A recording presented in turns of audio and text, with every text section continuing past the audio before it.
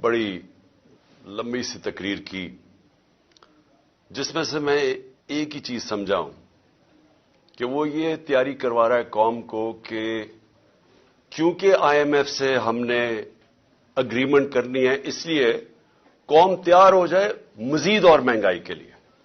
मुझे यही समझ आई है इसकी। बाकी चीजें जो भी हैं वो तो उनके ऊपर बात करने का कोई फायदा नहीं। असल बात यह है कि आज शहबाज शरीफ कौम को कह रहा है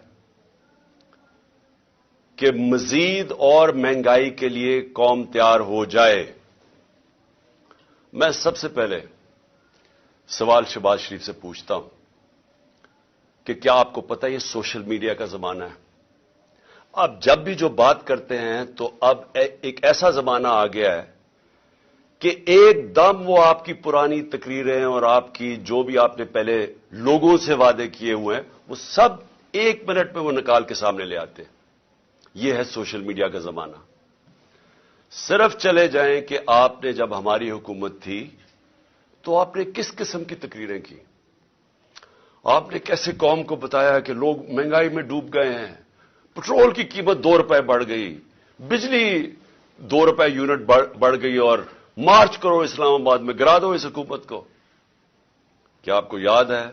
अगर आपको याद नहीं तो ये सोशल मीडिया आपके सामने ले आएंगे आपकी सारी तकरीरें। हुकूमत गिराई, आप उस साजिश का हिस्सा थे। आप और यासिर जरदारी और वो जो तीसरा वो आपके साथ, आपका जो भाई बैठा हुआ था लंदन में और वो जो एक्स आर्मी चीफ, आपने मिलकर ये किया और शामिल कर लिए बैरूनी ताकतों को। उनको बताया कि कितना इमरान खान आपके खिलाफ है, तो उन सब ने मिलकर ये हुकूमत गिराई।